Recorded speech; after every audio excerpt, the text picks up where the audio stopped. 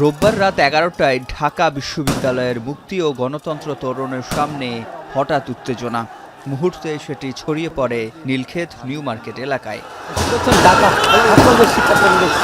ধাওয়া পাল্টা ধাওয়া হয় ঢাকা বিশ্ববিদ্যালয় ও অধিভুক্ত সরকারি 7 কলেজের শিক্ষার্থীদের সাথে। থেমে থেমে উত্তেজনা ছড়িয়ে পড়ে আশপাশের এলাকায়। এ সময় নীলক্ষেত মোড়, নিউ মার্কেট ও ঢাকা কলেজ এলাকার প্রধান সড়কে অবস্থান নেয় দুই পক্ষের শিক্ষার্থীরা। সংঘর্ষে আহত হয় বেশ কয়েকজন। 7 কলেজের শিক্ষার্থীদের দাবি, যৌক্তিক কর্মসূচিতে বাধা দিয়েছে ঢাকা বিশ্ববিদ্যালয়। অন্যদিকে ঢাবির শিক্ষার্থীরা বলছেন, বহিরাগতরা বিশৃঙ্খলা সৃষ্টি করেছে ক্যাম্পাসে। রাত 11টার সময় আমাদের বিশ্ববিদ্যালয়ে আসছে, তারা নাকি প্রবেশিয়ে বাসভবন ঘেরাও করবে।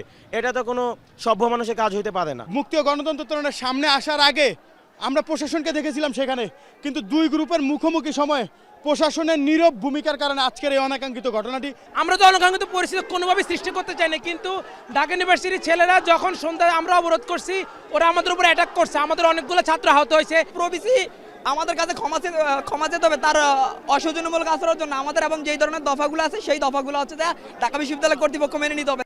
পরিস্থিতি নিয়ন্ত্রণে পুলিশ টিয়ার গ্যাস ও সাউন্ড গ্রেনেড দিয়ে ছত্রভঙ্গ করে দেয় শিক্ষার্থীদের। এ সময় গ্যাসের পীড়া থেকে রক্ষা পেতে কাঠ পুড়িয়ে বিচ্ছিন্নভাবে অগ্নিসংযোগ করে আন্দোলনকারীরা। ঘণ্টাখানেক পর পরিস্থিতি নিয়ন্ত্রণে আনতে পুলিশকে সহায়তায় মোতায়েন করা হয় 4 প্লাটুন বিজিবি। প্রায় 3 ঘণ্টা পর নীলক্ষেত এলাকায় বিদ্যুৎ সংযোগ বিচ্ছিন্ন হলে থামে উত্তেজনা। শিক্ষার্থী দুই যে গ্রুপ রয়েছে, দুই গ্রুপের মাঝখানে দাঁড়িয়ে তারা চেষ্টা করছেন এখানে, এবং এই পুরো নীলক্ষেত যে জায়গাটি রয়েছে, নীলক্ষেত বইয়ের মার্কেটের ঠিক সামনে আমরা এখানে বিদ্যুৎ না থাকার কারণে যে ধাওয়া পাল্টা দেওয়া সেটি কিন্তু নেই, তবে আমরা তাদের দাবি দেওয়ার যে শব্দ, স্লোগান সেটি কিন্তু শোনা যাচ্ছে।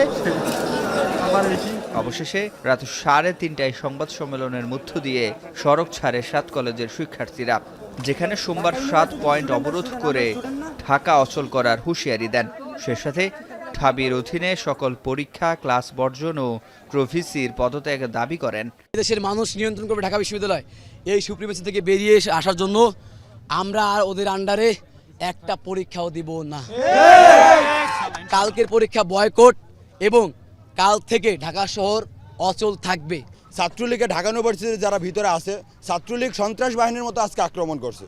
আমরা তো খালি হাতে ছিলাম, আমাদের লাঠি সোটা কিছু ছিল না। অফিসি মামুনকে আমরা যে দাবি করলাম যে প্রত্যাহার করতে হবে এখান থেকে, এবং স্থায়ী বহিষ্কার করতে হবে। আপনি যদি এই বহিষ্কারটা ওনারা না করে, তাহলে এই 7 কলেজের সাথে ঢাকা ভার্সিটির যে সংঘর্ষ, এটা কন্টিনিউ চলতেই থাকবে।